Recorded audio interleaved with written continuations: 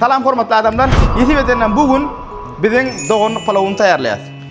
Bize gerekli zatlar kaşir, yağ gerek, sarımsak gerek, burç gerek, yülüklüce sünk gerek, soğan, kişmiş, nohut ve tuğumuz gerek. Galı verse de en möhimi etimiz gerek. Onu neyme başlayalım. Bismillahirrahmanirrahim. Etimiz kavuruluptu üstüne soğanımızı koşacağız. Öyde pişirmek için kıyıska açık. Resept norma vereyim ben size. Eğer de 1 kilolik tuğ pişirecek bolsanız 1 kilo tuğunuza 800 gram kaşır koşacağınız, 250-300 milli de yağ koşacağınız. Etimizden yok ben duratda 1 kilo olmalı.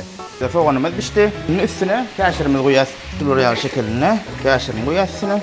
Yok ben duratda içine şuloryalcak arasalanan sarımsak az miktarda yağının içine oklasanız içinde ezilkitçe ve lezzetli takamlı oluyor. Biz hazır bular yağlak sarımsağını koşacağız. Üstüne az miktarda sucağı gezdireceğiz. Üstüne mi yapacağız şöyle. Ne buğuna durmalı şu. Bismillahirrahmanirrahim. Sarımsaklamızı koyup çıkacağız. Bizim doğanlık palavı deyip ne sebepten koyduğumuzu anlatayım ben size. Doğanlık palavı deyip bizim Türkmenistan yurdumuzun daş tevrağına yerleşen doğanlık yurtlarımız var. Ve tevrağdaki doğanlık yurtlarımızın ehlisinde de palav işi. Hersinin öz boluşturca lezzeti var. Her gaysının. Ve men hiç olan her gaysından bir ütköşklük aldım. Doğanlık palavı deyip koydum. İçine de bolcağalını çektim. Begencin oluy ütköşk palavı olması için. Nohutumuzu koyacağız.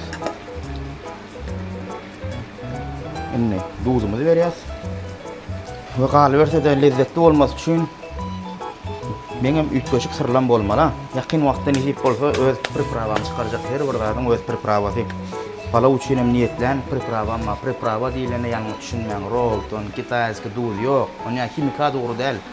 Yürüyte ot çöplerden tayarlanan pripravaları. Bismillahirrahmanirrahim.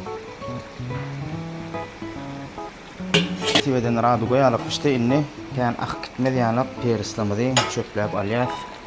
Sarımsaklamadan çöplep alyas. Yine tibeden kişmişini koyacağız. Yani ilk men size görközecek lazım. Kişmişini suya yatırmalı yok men suratta. Suya yatırsanız düğüne şular yağlı. Yuvanın peydası yok. Biraz yumuşamalı daşında çağılı oluyor avunca. Şu çağıları suya yatır şey etip arasala almalı kişmişini. Yani kaşırımıza duz verdik. Şimdi tuğumuza vereceğiz şöyle. Tuğumuza karayacağız. Bismillahirrahmanirrahim. Su kan vermeyiz. Etin kaşırın öz lezzetli sularına pişmeli. Az miktarda su vereceğiz. Kan miktarda su verseniz lezzeti açacak.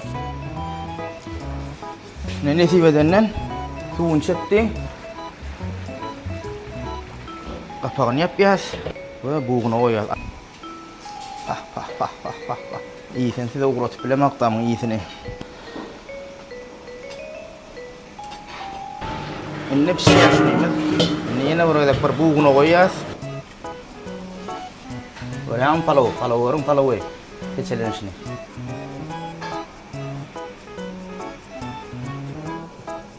Yine hormatlı adamlar. Doymanna men elimin lezzetleri var diyemde şular yağlı lezzetler. Power olmak, dine bir nahar pişirmek değil, power olmak, ehli zattan baş çıkmak demek. Surat. Kem müşteriler var.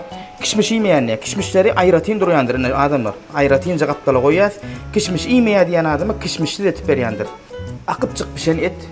Kaşırsız yiysen adam kaşırsızdan beriyandır. Asiyetine sarımsaklı, peris, kişmiş. Kaşırılca yiysen has lezzetli ve takamının kovduyordunuz. Üstüne de şuları yazacak. Bismillahirrahmanirrahim. Canın at gelen inciklerine birini koyuyla. Doyman bilen alın. Doymanına el mi dama? Dine teyzelikler vardır adamlar. Görüyorsunuz mu ne? Ne? Kaymak. Şunu ne edip yiyemeyecek şunu. Şunu ne edip yiyemeyecek adamlar. Dağıtık görün diyen men zadım satmak için ne? Dinece zadımı dağıtık görün.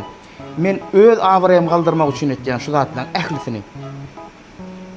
Puli son kazanarın. Lezzet şular ýaly bolmaly.